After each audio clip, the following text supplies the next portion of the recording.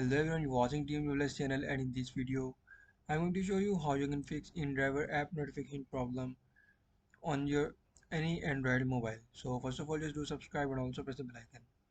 So to fix indriver app notification problem, first of all just go to settings and follow every single step as I'm showing you in this video.